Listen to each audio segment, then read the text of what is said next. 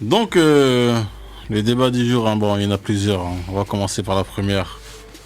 Les top 3 de l'année 2022 hein, concernant les albums. Qui commence hein? Qui se lance? Top 3. Qui se lance? Je vais me lancer. Hein. Ah, alors Allez. ça. Le mec, il a sa belle fiche, Ah, bien oui. pliée. 2022. Qu'est-ce que Pour- tu retiens? 2022, je retiens dans un premier temps SDM, Ok. Lien du sang, Lundi sang. parce que c'est une bonne confirmation. Ok. Le mec est arrivé un peu comme une surprise, de la part du 9 de I. Ah, La nouvelle équipe, la nouvelle école du 9 de I, donc la nouvelle promotion. mhm. Et c'était pas celui qu'on attendait le plus pour se dégager, parce que c'était vraiment très strict ce qu'il faisait. Et donc très, je vais pas dire clivant, mais assez restreint. Mais c'est celui qui s'est le plus dégagé parce qu'il a dégagé un personnage. Il a dégagé un personnage avec ce charisme. Il a décidé de dégager un univers. On avait un peu décortiqué son premier projet, on trouvait qu'il allait assez vite dans les trucs assez artistiques. Mais finalement, mine de rien, il le gère bien quand même. Même si on trouvait que c'est un peu tôt, mais il le gère pas trop mal. Et là, il a encore reconfirmé là-dessus, où il a encore son charisme, son personnage, ce côté mal dominant. Mais la musicalité qui est derrière, le fond artistique qui est derrière, il a encore reconfirmé là-dessus. Ensuite, deuxième projet qui m'a marqué, c'est ZKR, Caméléon. Vous êtes clair, hein? Caméléon.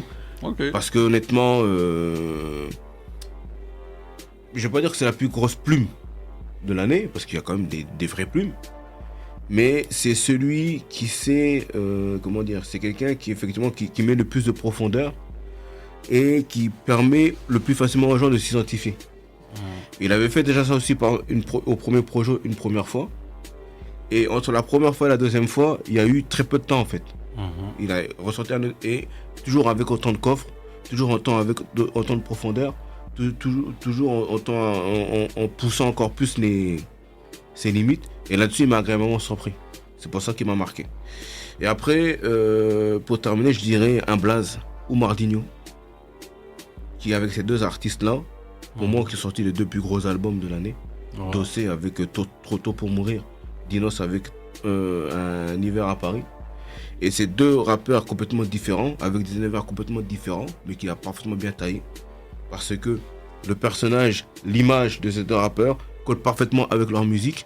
Et c'est les deux qui ont la connexion entre le personnage, ce que ces gens-là dégagent à travers leur état d'esprit, à travers leurs convictions, à travers leur vécu, et à la manière dont la musique est au service de cela, colle le mieux, et le mieux taillé.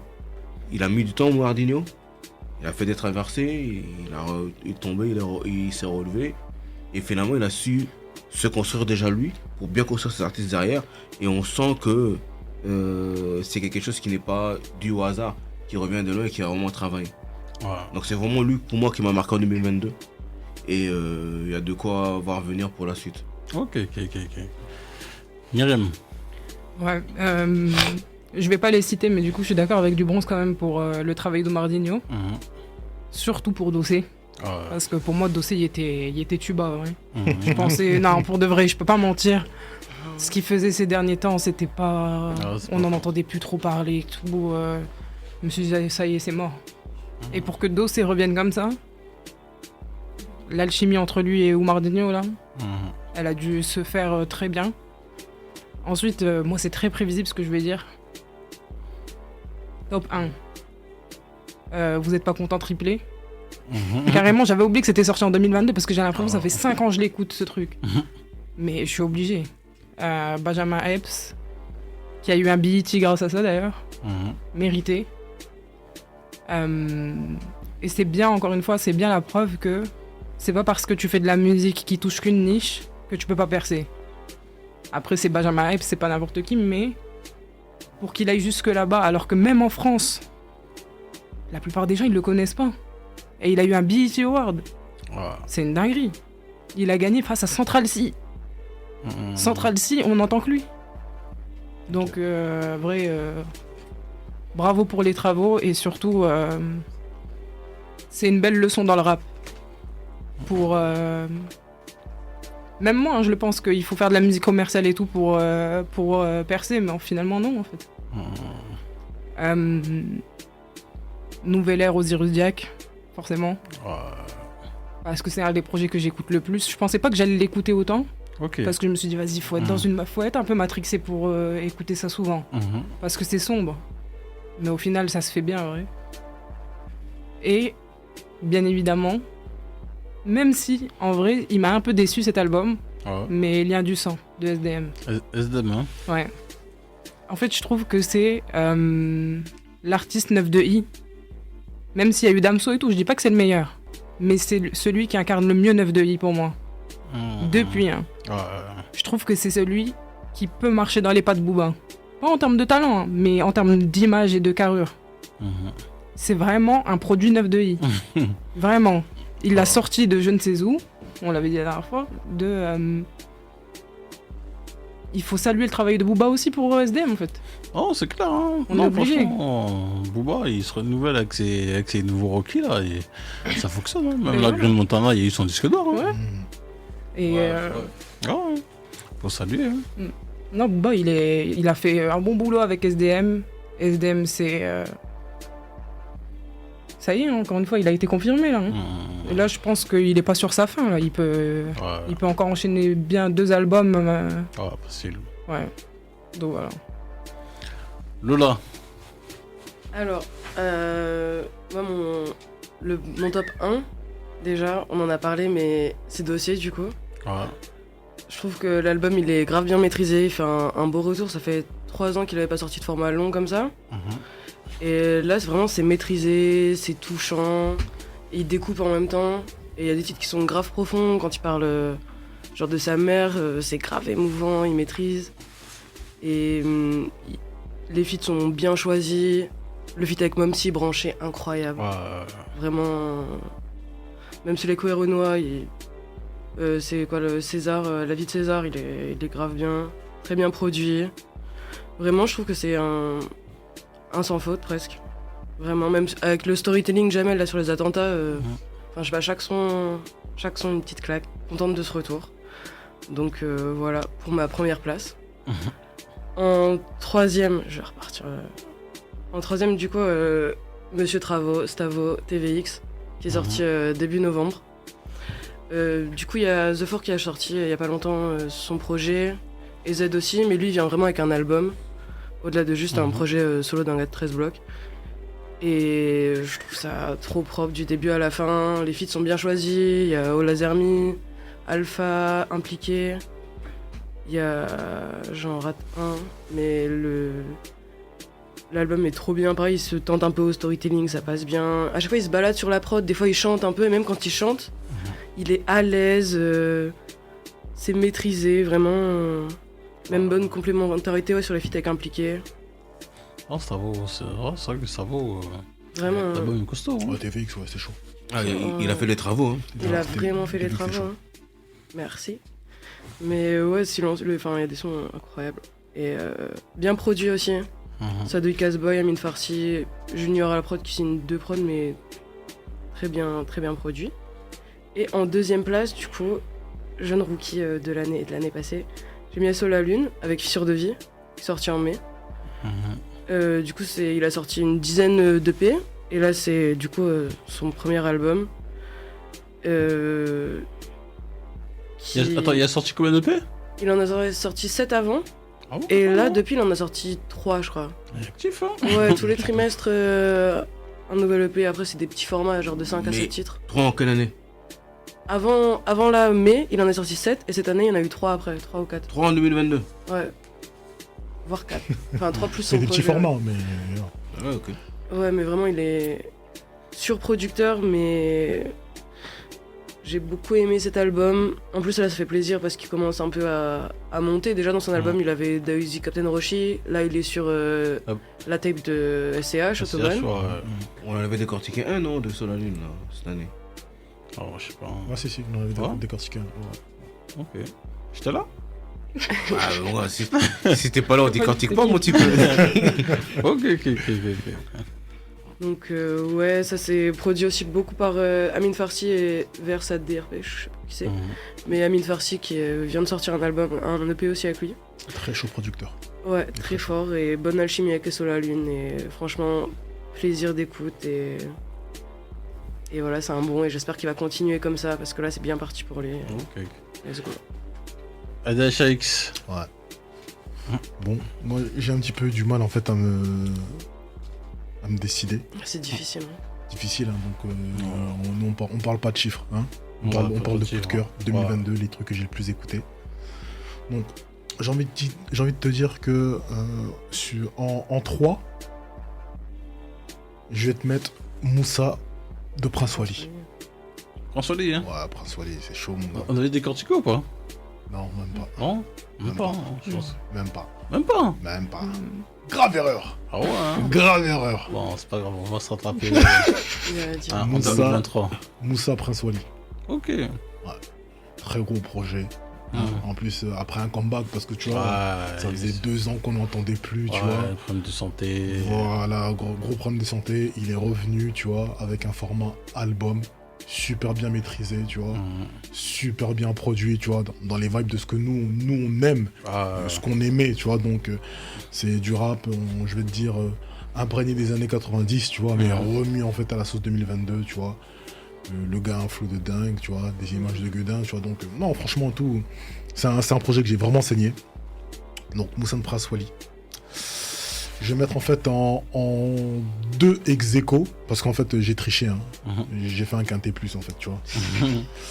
En 2 ex-aequo, en fait ce que j'ai les projets en fait de spectaculaire. Donc pour revenir en fait sur ce qu'a dit Dubé, tu vois. J'ai même envie de te dire que si je dis pas de bêtises et tout, il y avait également le projet de La Crime qui était sorti. Ouais. Et ça veut dire que les 3 projets spectaculaires, que ça soit La Crime, que ça soit Dossé et que ça soit Dinos, les 3 projets ont été super bien produits. Et je t'avoue que tu vois, surtout pour 2 d'entre eux, donc je vais te dire La Crime et Dossé, je suis un petit peu comme Myriam, tu vois, je n'attendais pas grand chose, tu vois. On sait que les Bougs en fait ils sont là, ils ont du talent, ils ont leur truc, tu vois. Mais lorsque tu fais une traversée du désert comme eux l'ont fait, tu vois, c'est souvent très très compliqué de revenir en fait avec quelque chose de chaud et de pertinent, tu vois. Et que ça soit La Crime et que ça soit Dossé, en vérité, le boulot en fait il a été fait. Donc c'est des projets que j'ai vraiment suivis, tu vois. Et j'ai envie de te dire, Dinos, je les mets un tout petit peu au-dessus, parce qu'en fait niveau écriture, tu vois, il a une manière d'écrire qui fait en vérité que par rapport aux autres c'est un petit peu au-dessus. Tu vois. Et le projet que je crois que j'ai écouté le plus, en fait, c'est Nostalgia plus Green Montana. Green Montana. Ah ouais, mon gars, son projet. Parce que là, on parle de musique tout simplement. Tu vois. On parle pas, tu vois. Et en termes de musicalité, tu vois, le mec, en fait, en 2022, il est revenu en fait avec un genre de mumble, alors qu'en vérité, c'est totalement has-been, tu vois. Et la manière dont il a fait ce truc-là et tout, c'est tellement carré que, tu vois, t'as pas besoin de comprendre ce qu'il dit. Tu laisses le truc glisser et ça glisse et tout, en fait. Oh, c'est clair, hein. Et ce projet-là, ça ment pas, tu vois. Je crois que c'est un des projets, en fait, pour lui qui a le mieux fonctionné, en fait. Ouais, c'est le meilleur, hein. C'est le meilleur. Il a fait un bon démarrage, Astorci, disque d'or. Il fait ses tournées, c'est plein, hein. Donc, moi, c'est ça. Non, franchement, il vient de loin, hein, parce que... C'était pas évident. Ah non, c'était chaud. C'était pas évident parce que lui, de base, c'est vraiment pour les initiés. C'était vraiment pour les initiés. Et là, la manière comment il est revenu, franchement, Stan, il a fait le boulot. Hein. Ah, les autres, hein, vous avez fait le boulot en tout cas. C'est bon. Non, franchement, non, Green Montana, franchement, même si on comprend pas trop ce qu'il dit, mais. Un bail de mumble en fait, tu vois. C'est fluide, hein. Ouais, c'est fluide de ouf. Non, franchement, et. En 2022, il y a qui? Ouais, elle a dit Stavo. Stavo, tu... Si, mais en fait, franchement, j'ai envie de te dire, c'est quand même une bonne année. Il y a pas mal de bons projets qui sont sortis, tu vois. Parce que même en fait, à côté de là, en fait, elle nous dit Sur la Lune. Sur la Lune, là, en vérité, cette année, c'est quand même un de mes chouchous, hein. Tu vois, et je te mens pas, il y a plein de trucs en fait que j'ai écouté lui et tout, tu vois. J'aime la musicalité qui nous ramène, tu vois. J'ai pas envie de te dire que c'est neuf, parce que c'est pas neuf en vrai. Tu vois. Sur la Lune, en gros, tout, moi j'ai envie de te dire et tout. Ce qu'il nous fait, c'est c'est le prime en vérité de Young Thug en fait en termes de créativité. Tu vois ce que quand Young Thug en 2016 là, quand il vient avec ses trucs de folie en fait, Sur la Lune en vérité c'est ça qu'il récupère. Et il vient il le fait en français, tu vois, avec une voix hyper perchée et tout. Et je t'avoue que la première fois que j'ai écouté, franchement ça m'a frappé. J'ai dit c'est très très chaud. Donc tu vois, Sur la Lune en vérité c'est chaud. Comme tu dis Stavo, ce qu'il a fait, tu vois tout, c'est chaud. On a écouté plein de projets. Avant de faire ce top, en vrai, je suis parti regarder mon compte Deezer pour savoir tout ce qu'on avait écouté. Mon gars, mon compte Deezer, il a dit que cette année, j'ai écouté plus de 1400 artistes. Comment j'ai fait 1400 artistes, qu'est-ce que j'ai fait, mec? Donc on dirait que j'ai pas de boulot à côté. Tu vois ce que je veux dire? T'es un chômeur. 1400 artistes, mec. Ça, c'est un truc de geek. Waouh, c'est gueudin, tu vois. Tu fais beaucoup de routes. Ouais, peut-être, je sais pas, j'ai mis 1400 artistes en 2022, tu vois. Donc en tout cas, j'ai envie de te dire, ce sont ces artistes-là en fait que j'ai le plus écouté, tu vois. Et désolé pour les autres parce que franchement, il y en a trop que j'ai écouté. Non, mais parce que moi, j'ai essayé de mettre un maximum d'objectivité et de paramètres qui rentrent en jeu. Parce que moi, honnêtement, si j'écoute juste mon cœur, il y en a qu'un qui reste dans les trois. Mais après, tu vois, tu dois mettre tout un tas de paramètres, c'est-à-dire que le contexte, d'où vient l'artiste. Quand je dis d'où il vient, est-ce qu'il vient de loin ou pas. Il y a la réussite commerciale. Il y a aussi effectivement la communication qui est faite. Il y a aussi, parce que en fait pour moi le monde de la musique c'est un travail, c'est un boulot. Si c'est juste arriver avec un délire, ça c'est toi et l'artiste. Maintenant quel est le boulot qui est fait autour? En quoi est-ce que tu joues le jeu? En quoi est-ce que tu fais le taf en gros? Et c'est tout ça qui rentre en compte. Mais en vrai, malgré les bonnes sorties qu'il y a eu en 2022, cette année je l'ai trouvé légère. En vrai, j'ai pas trouvé qu'il y a eu de projet vraiment ouf. Franchement, je la trouve pas si incroyable comme année de sortie. En fait, moi je pense plus en vérité que c'est une bonne année de sortie. Mais j'entends ce que tu veux dire, Myriam. En fait, c'est parce qu'on n'est pas dans une période révolutionnaire. Mais on est dans une super période de musique. Ouais, ouf. Les trucs en fait qui sont faits en fait sont de qualité, tu vois. C'est vraiment très très bien fait. Et effectivement, on arrive à un moment où on écoute tellement de musique que il y a des trucs et tout, tu sais que ça va tomber comme ça, si cela et tout, donc tu dis maintenant toi tu cherches en vérité la révolution. C'est ça. Faut attendre, hein, c'est des cycles. Ouais. Le seul qui a apporté un tout petit peu de révolution, je voulais le citer à un moment donné, c'est celui qui a sorti l'album Jersey Drill, là. Comment il s'appelle? Oui, Kershak. C'est le seul qui a amené un tout petit peu de révolution parce que Il est pas tout seul, hein. mais c'est la musique de demain. Ouais, c'est comme implacable, c'est grave chaud. Ouais. Mais c'est le style de demain et c'est lui qui pour l'instant est la tête de gondole de tout ça. C'est vrai. Parce que quand on te dit Jersey Drill, c'est pas évident pour tout le monde. Et celui qui a permis à un maximum de gens aujourd'hui de pouvoir se pencher là-dessus, c'est lui. Ouais. Clairement. Parce qu'il a une réussite commerciale, il a su le mettre en avant, il y a tout un passage qui va avec. Bon, la cagoule n'a rien inventé, tout le monde est cagoulé aujourd'hui, on dirait que faut mettre ton cache-nez pour rapper aujourd'hui. Donc là-dessus, il n'a rien inventé, mais en tout cas, la manière dont il a ramené. Ça fait fonctionner, hein. C'est mon gars qui m'a fait découvrir d'ailleurs sur sa sortie à Skyrock. Sa sortie à Skyrock, rien que la présence, l'image, les gens qui sont autour, rien que tout ça, c'est déjà le concept de la Jersey Drill à lui tout seul. Et même si tu sais pas c'est quoi, tu sais pas de quoi il s'agit, tu te penches là-dessus.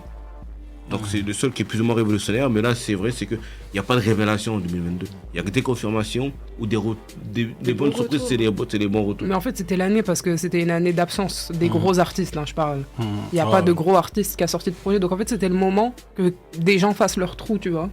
Et bon, il y a Kershak là, mais bon, c'est qu'un avis, hein. Je pense pas que cette musique va prospérer, comme la trap ou la drill. Je pense vraiment que c'est un phénomène, on va savoir. Du coup, moi je pensais que les absents allaient laisser de la place aux nouveaux artistes. Et au final, il n'y a pas eu de grands mouvements en fait. Mais je suis dit, en fait, on est dans un cycle. Parce qu'en fait, j'ai même envie de te poser la question, en fait, quels étaient en fait les gros artistes que t'attendais? Donne-moi des noms de grands artistes que t'attendais. Chaque année, moi j'attends Hamza, tout le monde le sait. Okay. Voilà. L'année prochaine. Bah ouais, l'année prochaine. En vrai, j'attendais pas vraiment de gros artistes. Mais justement, le fait qu'ils fassent pas de sortie, je me suis dit, ah, c'est le moment d'en découvrir des nouveaux. Tu vois. Et au final, bon, il y a eu ZKR, c'était cette année. Ouais, début d'année. Ouais, ZKR, il a bien fait son truc. Après, En vrai, même Dossé, tu vois, les gens disaient que c'était un excellent album. 3 semaines après, on n'en entend plus parler.